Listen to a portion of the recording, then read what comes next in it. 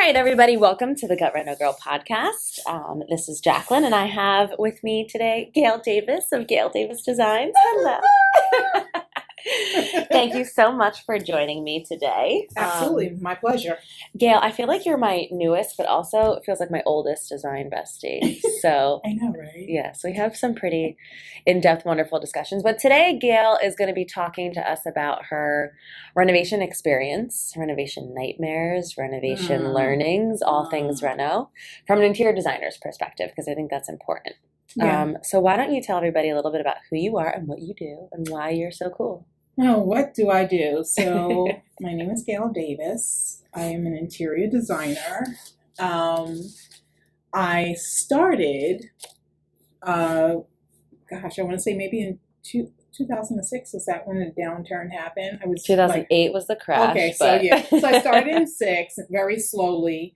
It started all because I had a renovation in my home when we moved in. Mm-hmm. And just watching like all these men take over and, the contractor, he's like, you want this, you want that. And it was like really basic, generic stuff. And it was like, go to Home Depot for this, go here, go there. And I just didn't like how I was handled. Okay. If that makes sense. Totally.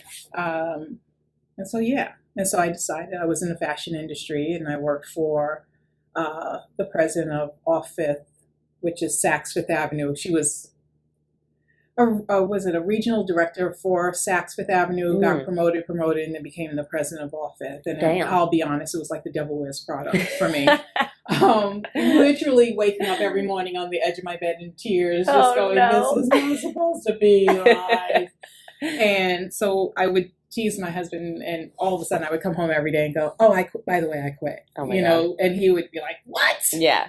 And then one day I came home and I was like, oh no, today I really did. Like I just had enough. Surprise. Yeah, because all I wanted to do was, I saw this plaque that she had and it said, what would you do if you knew you could not fail? And at the time, failure was such a big thing for me. Like it crippled me. Like I could not fail. Like you always had to be amazing. And so it just seemed like to take the energy from under it. And I was like, I go back to school for design. And right then and there, I was like, Googling, went on the website, the web, internet, or whatever you want to call it. And I was like, design. And I worked with the visual people, and they're like, oh yeah, New York School of Interior Design. I was like, what's that? And they were talking about it. I was like, you know what, I'm going to go back to school. And so I said, hey, do you mind? I spoke to my boss. If I just one day a week, if I left at 5, because my hours were, supposed to be like normal. Yeah. Not like, 7 to 7 or 7 to 9. And she's like, well, you don't have time to go back to get an education. She was like, you should have went to college. You should have thought about college and got it all out of your system when you were younger. And I was like, thanks. Got it out of your system. Yeah. Got school out of your system. Yeah. I was like, well, if you ever stop being educated, that means you're dead. Right. Looking for education. But to me too, I thought like, who are you to tell me no? Right. Like I can't go on. So that's wild. Oh, girl. I was like, hey, the black girl. I was like, what are you doing, Massa? So I quit. And it was funny because she's like, oh, you just bought a house. How are you able to afford it? And I was like, we paid cash. Yeah. Like, you're not going to sit here and tell me no. So I gave my notice. I gave them a month to find somebody. And that was like June or something. And and I went back to school. It was one course. And then, it was hard. Yeah. No, well, interior design, we know, is not easy. Probably the hardest career I've ever had. Yeah, I don't know why HGTV does such a disservice. And it was amazing because out of the 12 women that I started with, only 2 of us lasted to the end of the project. Because a lot of them was like, I didn't sign up for this. Because it's everything but the pretty stuff. Sure. Yeah. It's building systems and knowing, what you need to have behind the walls. Like everybody thinks design is the pretty stuff, the fabric and the lighting. Yeah, you need to know about the lighting and everything else. So tell me, because so just before we started, you told me that you got into interior design because of your reno, and I didn't actually know that. So tell me about your perspective from an interior designer after going through school, like what you thought of the renovation process before and what you felt and thought of the renovation process after going through schooling. Like, what did you see maybe were like the major issues that were totally just like something that was a red flag for you that maybe you didn't notice until after you went to school? Number one. Yeah. Budget. Because like blowing the budget or having a budget that doesn't make any sense. That's my middle name, Blow Budget. Gail, Blow Budgets, Davis. It really feels that way. I did it at my wedding, everything. So people are so unaware of how much things really cost. Right. Because you just go up and down the aisle at Home Depot, Lowe's, or wherever, and you see tile and you go, oh, well, I only need this. What you don't take into account is, this may be your number here, but once you start gutting and opening up the walls, it becomes your budget can be blown. Right. Because there can be mold, there can be rot, there can be, oh my God, there was no insulation. Oh my God, there was no, like, the electrical is from, 1920, and here we are. So is that an issue that you had in your reno where you guys were everything. Okay. Or did you start with a gut renovation or did you start with a small project and it exploded? We started with a small renovation for our master bath because every time we took a shower, it was like we took a bath. So clearly the plumbing, was jacked up. Yeah. So that's when we realized like the plumbing had not been updated since, I'm not even kidding you, probably like 1940. Was it cast iron plumbing? Yeah. Oh, yeah. So there was a lot of drama with that. Yeah. And then did it like leak into other walls, or you just ended up replumbing the whole house? So what happened was, anytime you took a shower or you were washing your face in the sink, it would just build up and back up. Okay. And I was like, okay, that's not good. So when we finally did, we hired this gentleman who shall remain nameless, him and his team, who was recommended by my girlfriend who has disposable cash. Yeah. So like she didn't care whatever he said to do. She was like, all right. Yeah. She's like, oh, you love him. He's amazing. He's great. And I was like, all right. And he was really cool until I started to see things. And I was like, oh, so we're just paying his mortgage, which is fine, but let's not rape us in the process of getting this done. And we're paying for his kids to go to school and everything else. And I was like, none of my business, that's fine. But what should have been like maybe a $40,000 was really like $100,000. Yikes. Yeah. Yeah. Like everything was double, triple. When you found out the issues with the cast iron plumbing, did you guys have a meeting with your contractor to reassess scope of work? Right. Did you have like multiple bids come in for the plumbers, or did you whatever just use he his said, guy? we just kept going back to him. Like he told, oh, hey, this happened. And we're like, okay, well, what do we do? Well, you need this. And it was like, oh, okay, well, all right, fine. We're like, get it done. We're busy people. Right.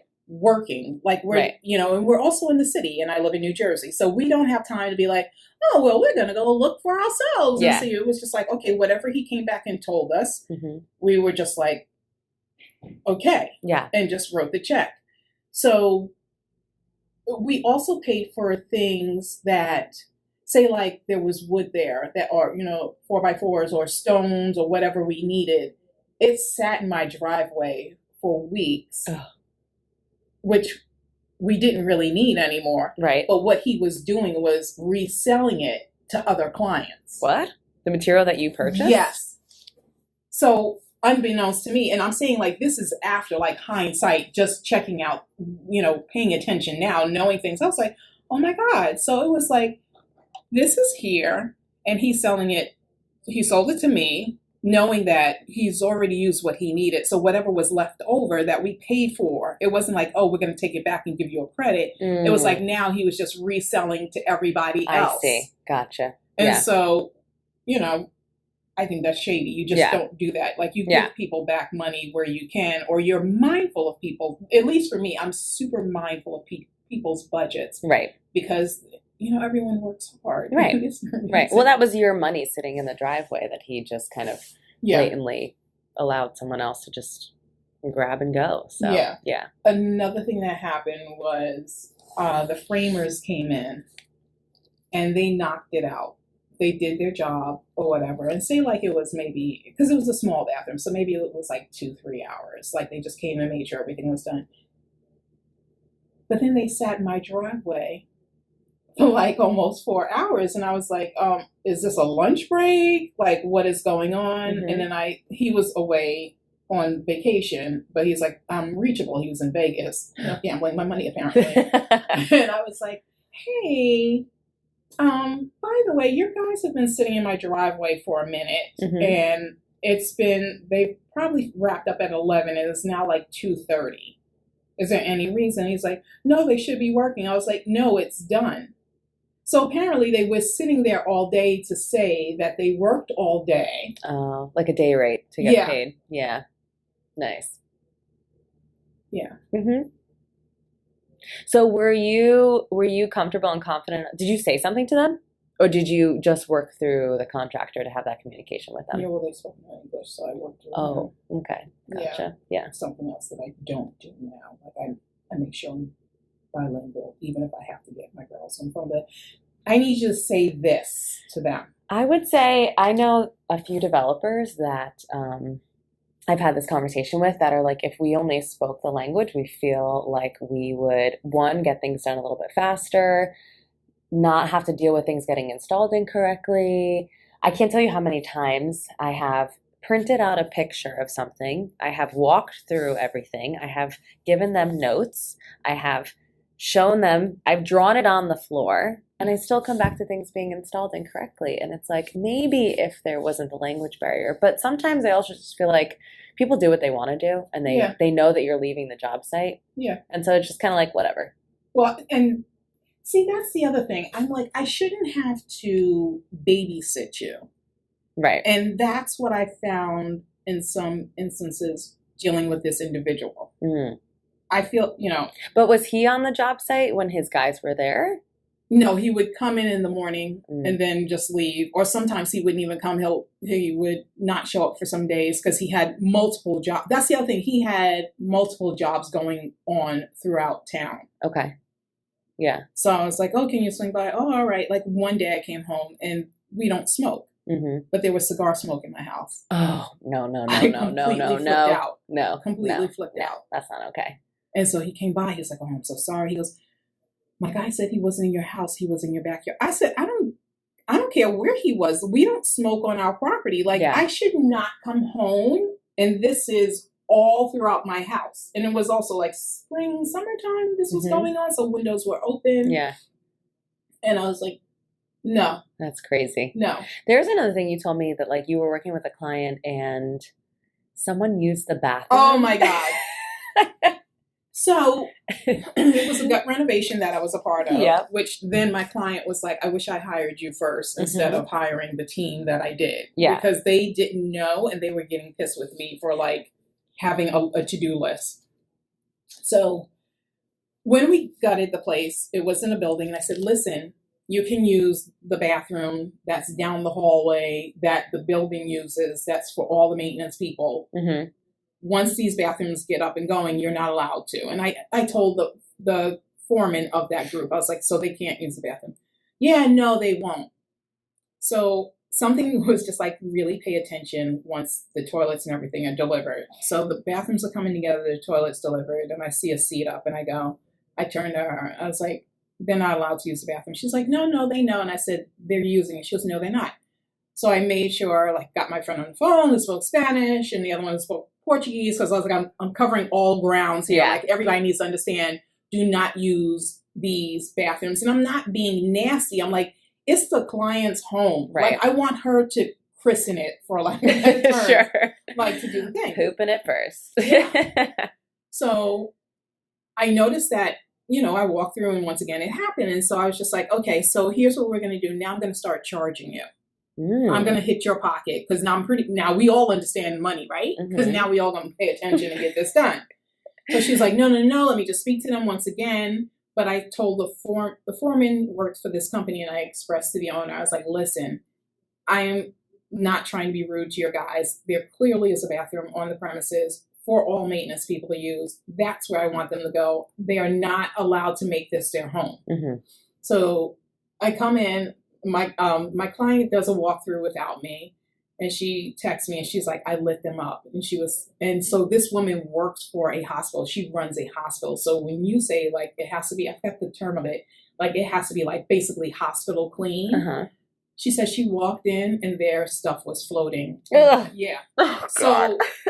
like she was just like, that's when she just went off on them because she knew I had already had the conversation, because with my clients I also send a weekly like list of what went on, what happened, what the situation was and how I cleared it up and how I rectified it for them. Yeah. But yeah, she lost her mind, and then we actually did just start charging them, and then that calmed down. It was just like also going to the workspace where I was like, please cover everything. Yeah. And I would walk in, I was like, we just paid a lot of money for this. Yeah. And you have it exposed and his tools are on there and his coffee cup. And the woman, once again, who was the foreman in charge, was like, well, no, okay, well, we'll just clean it up. I was like, no, you don't understand. Like, when people do renovations, it's brand new. Like, they want it to still smell and look new when they move in. They don't. Totally. Like, I shouldn't be coming into your coffee cup rings. So, yeah. I feel like countertops and bathtubs are always the first things, and hardwood floors are always the first things if they're not protected. Yes. To just get like people just, I mean, I walked into a renovation, our client in Fort Lee. They had these beautiful quartz countertops going, and the guys who were doing like all the finishing work just dumped their like super heavy equipment on the top of the countertop. I'm like, guys, they're not even here yet. Like, what are you doing? It was just, And they're like, what? I'm like, but then they'll drag the bag because it's so heavy. Then they're like, okay, sure. And they just drag the bag off the countertop. I'm like, oh my God. Yeah. And you become responsible for that as a designer. I mean, it's your job site. It's sometimes if it's your team. Yeah, of course. My team is good. I have to say, Leo Zarel, I love him. He is good. He is worth his weight in gold, people. If you are in the area, hire him. Who is it? Leo who? Leo Zarel. It's the Zarel group. They're amazing. Yeah. Like, I won't. You're in South Orange, New Jersey. Yeah. Okay. So he's like super amazing. But yeah, Wait, let's back up. Why is he amazing? Let's tell everybody like what you love about him. I know people like, oh, he's so expensive. I was like, you get what you pay for. Yeah. He has a solid team that comes in and they know what they're doing. And Lior communicates with you every day. Hey, this is what time we're going to be there. Like, he'll let you know the night before or whatever. Like, this is what's going on this week. And you're like, oh, okay. If one of his guy calls out, he's just like, hey, they called out, so that work will not be done today. I'm sorry for the inconvenience. I really apologize. Like, he's human and he's empathetic about it, but he also gets it done that when the job is done, you're like, okay, I'm only going to use him. And if he's booked, I'm like, well, that's amazing. He's free. Yeah. If you're that good of a contractor and you have a wait list, I won't. Like, he is so amazing. And he works, within Millburn, Short Hills, South Orange, Maplewood, that area. But he did come out to a potential client that I had out in Somerset who had a contractor, a quote unquote contractor, who started with a kitchen renovation. I had met the family a year earlier and they were like, well, no, we don't need a designer. We have a contractor. And I hate when people say that, because people think they're saving money by not having a designer. And I feel like if you have a designer, the designer saves you money, because you're only going to get so much from a contractor, and he's going to just have you run up and down to Home Depot and Lowe's. He's not going to create a home. Yeah. So that was a question that I got when I had launched the announcement of the podcast. Like, hey, we're doing a podcast. Send in your questions. I had a question from someone that said, like, how do interior designers contribute to a renovation? And you're looking at me funny. But oh my God, because I hate that. How do we contribute? Well, I think if you've never worked with a designer before, you're thinking. Look, I'm like, oh. I know, you're all huffy puppy. Relax, Gail. Breathe. I think that you are maybe a little confused as to what an interior designer's role is, because I have often heard from potential clients that they have an architect and a contractor, and it was suggested to them that they look into hiring a designer as well. And they were like, well, we don't really know what else you would be doing, or we don't really know what your roles and responsibilities are. like that's a question that I get often is like, well, we have the architect who's going to tell us like where things are going to go and how things are going to look, but that's not what an architect is doing, right? Right. So, but there's a misconception that that's what an architect will provide, and they don't need they don't need the designer because the contractor's going to tell them where to go to buy things. But the question then becomes like, how does an interior designer play a role on that team? And I'd love to ask you your thoughts since you got all huffy puffy. I know. Well, because, okay, perfect example. So I had a neighbor who was like, oh, I hired a contractor. We're doing, a bathroom over. We're doing stuff in the basement. And so she walks me through to show me what he has suggested. And I'm like, no. And she's like, oh, well, what would you do? And, neighbor, I was just bullet points, like maybe 4 bullet points of what would be done, what I would do and how. And then it was like, oh, I see how it would flow better. Mm-hmm. So then. So do you become the project manager? Yeah. Okay. Yeah. Control freak. Yeah. So it's like, okay. So she was like, both of us like, okay. And then she's like, well, let me, hash out the numbers and I'll get back to you. How much would you charge? And I was like, being generous, this is how much I'll charge to do the floor plan for you, and I'll help you buy materials. But then, and you'll know where everything goes, and then I'll just back away because I know you're on a limited budget. Mm-hmm. When I tell you how much, and I won't say how much, but it was it wasn't over the top. It was super basic. In fact, you would probably punch me in my gut for it. And so would my other designer friend. And the woman came back and she was like, well, no, I can't. She saw us as we're walking our dogs. We pass each other. She goes, yeah, I can't afford you. I can't hire you. And I go, okay. And I said, just know that when you work with a contractor, it's very limited. Mm-hmm. He's going to ask you, what do you think and where you want things to go? And that's the beauty of having a designer, because we map it all out. It's like, this is what's going down. We give you the blueprint so it can get done. Right. And she was like, yeah, but he said, I really don't need one. Lo and behold, it starts and it becomes a disaster. One, because there's a language barrier, because the guy is just hiring out whatever any day laborer he can find to get the job done. And then 2, he's not really giving her direction. He's waiting for her to tell him what to do. Okay. Which is how I would say projects end up taking so much longer, because contractors are like, well, I need your tile selection, and then I also need you to buy it, and I also need it to be here before I can move forward to the next step of your reno. And then clients are like, well, I have to make a decision, and he said he needs it now, otherwise we're delayed. So I just put it together. This is what I'm thinking. Well, that's funny to me, because that stuff you should know ahead of time. For me, if I'm like, if you're doing a kitchen any renovation you're doing, you know what you need ahead of time before. So I don't know why people always, I need it now. And I'm like, well, when did it start? Well, he said he needs it right now. And I was like, but then that's your fault and his fault. Yeah. Like, you should have had everything ready to go. So when he turned, I need this. It's right there. Yeah. It's right there. Yeah. Finish right. selection is like, I feel like the most important thing in a renovation. God. If you know exactly what you're putting into your space, and then you call the contractor to be like, hey, this is what I'm planning to do. These are all the materials I want to use. Then you get like, I feel like such a more accurate price on your renovation. Because it's like, and I talked about this in my last, what was it, the little Gut Reno Girl, like IGTV thing that I did, the time and materials contract. Like and I'm sure you've seen contracts come over where the allowances are only for like $2 a square foot for the backsplash, a shower pan. Like that was my first reno was a shower pan budget in my shower in Jersey City. And I remember like I was dumb, and we got to the point where, I mean, that was my first reno, so I just did everything wrong. And so I remember getting to the point where I was expecting him to tile the shower. I was like, oh, these are the mosaics I picked for the shower floor. And he's like, no, we're doing a pan. I was like, I'm sorry, what? Yeah. A shower pan? Like, I'm not, no. Like, I don't, this is my house. What are you talking about?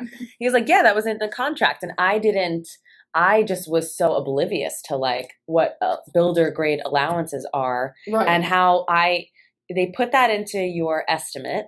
And so now you're comparing estimates, but you don't understand that like the estimate you're looking at doesn't include a proper allowance for the materials that you want. So this way, if you're picking everything first you're at least coming to the table saying like, I'm not doing a shower pan in my shower. Like these are the things that I want. And you get, I feel like, a much more accurate explanation of it. But you also just don't, hold up your project. No, it's true. But you also get people who that's all they know how to do. Mm-hmm. So if you're more advanced than they are, then it's all like, ooh, wow, I don't know if that can work. Yeah. I'm not sure. And I'm like, no, it can. Well, that's a good point. That's like a good way to vet a contractor's capabilities. Like if you're sending them something and they're like, oh, this was really complicated. I got to talk to the plumber about this. And I'm not sure. Maybe you need a structural engineer versus the other ones that are like, yeah, no problem.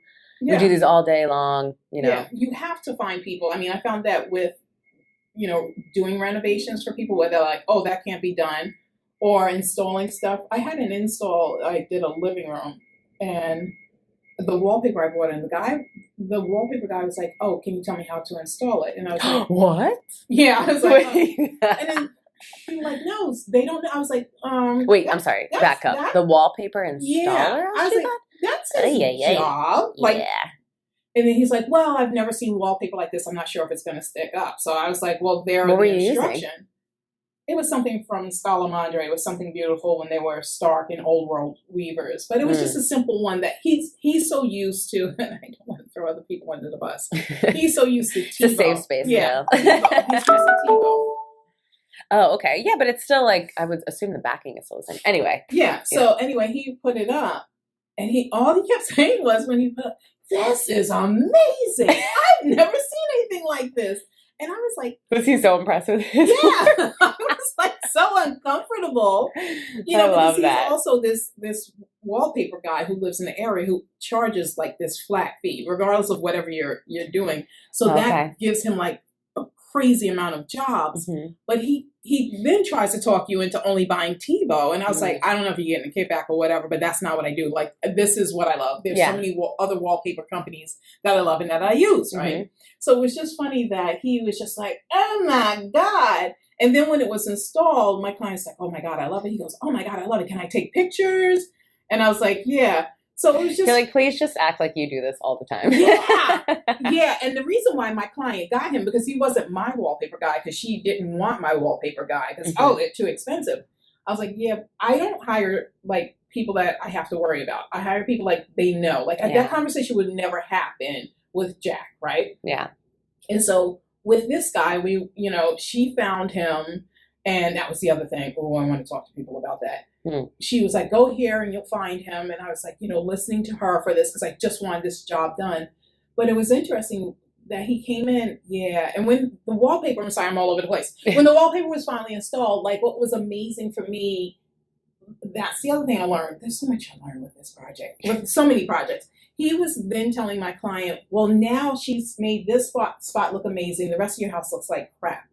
So then he was trying to get a job for him. But then he was like, well, she should have thought about this other room and the colors. And I was like, it's a cream and white room, like, and it's.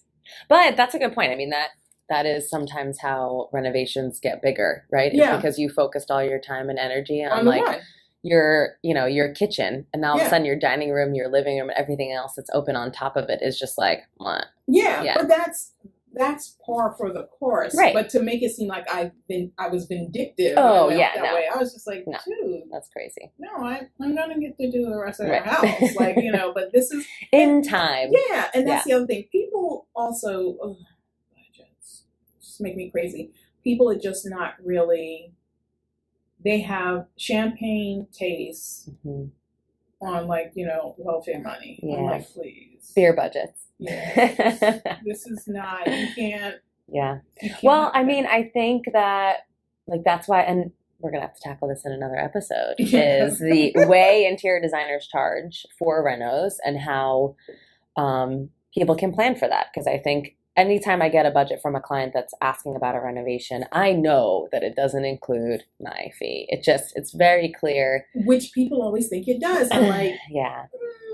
Which, again, if you haven't worked with a designer before, I think you're very unaware of what things cost, and that's totally fine. But there definitely needs to be conversations around, like, what we charge and how you should at least budget some of that. And is it a percentage of the budget, or is it just like, hey, we want you for 1 or 2 rooms? Or maybe there are some designers that do hourly consults, or they only bill hourly. I mean, Sure. I bill very differently. I bill a flat fee for every project. I know how do you charge? I'm hourly. Yeah. I So want to get that flat fee thing down, but I just want to make sure I'm not, yeah.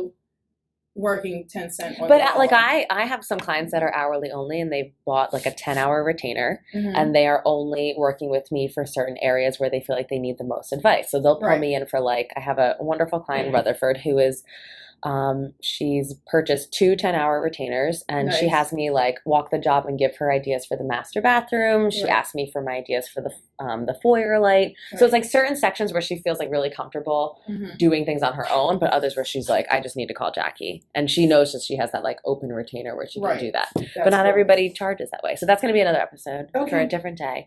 Lastly, last question is our Reno reality check. I want to know, for all my gut Reno girls out there, your one like major wake up call or realization after going through your renovation. Like, what do you wish that you knew before getting into renos that you know now that you want to spread into the world? I have to say, first and foremost, you have to be realistic with your budget.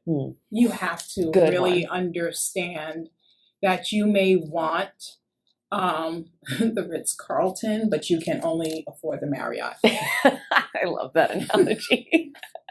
Sometimes Marriott can be really nice, though. I know, but you have to be realistic. You mean like the Category 1 Marriott? Yes. Before the renovation Marriott. Before, when it was like, oh, stay at the Marriott. Yeah, totally awesome. People just, I cannot stress that enough. How would you recommend someone try to figure out what would be an appropriate budget for their reno? I think you need to go through everything that you want. Like, if you want the Wolf stove, you have to know how much it costs. It's not LG money. Go price all that stuff out first. You have to price it out.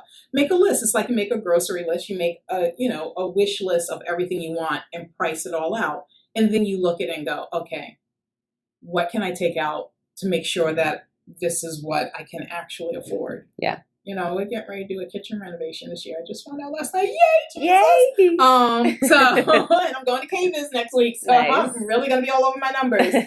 And I want Gaggenau, I want Wolf, I want, good for you, girl. I want it all. But Yeah. you also have to think about when that stuff breaks down too, how much it costs. Yes, because that's that's a the really other thing good people point. don't tell you. Mhm. Oh, it broke down. They're like, yeah, I just had to pay $700. I was like, yep, that's Yeah. what that costs. Yeah. Because it's not here, Right. and they have to call a specialist in, and even though it takes them seconds to do it, just like a designer, it only takes us a few hours to do something, or a couple of minutes to do it, and we're going to charge you. That's the same thing there. Yeah. So yeah, budget is key. Yeah. Go through exactly what you want. Like, do not skimp. Do your wish list, even custom stuff. And then just dial it back and be like, okay, and make sure not only that you hit that number, that you also come in under that number, because once the walls open up, you're going to find a lot Need a more stuff. contingency. Yeah. Perfect. Yay. Well, thank you, Gail. It's Thank always fun you. talking to you. I think we need love to it. do a podcast together going forward. Done. This is podcast episode number 1, but let's just do a whole new podcast. That's it. All right, guys. Thanks for listening. Where can we find you on? On The Ethernet. Instagram, just follow me on Instagram. I have a YouTube channel. It's Gail Davis Designs LLC, and it's GAIL. And on Instagram, it's also Gail Davis Designs. It is. So, It is, in fact, Yeah, I the was same like, where name. am I? I'm just trying to keep it simple. It's all Trying to good. keep it simple, people. All right. Thanks, guys, for tuning in.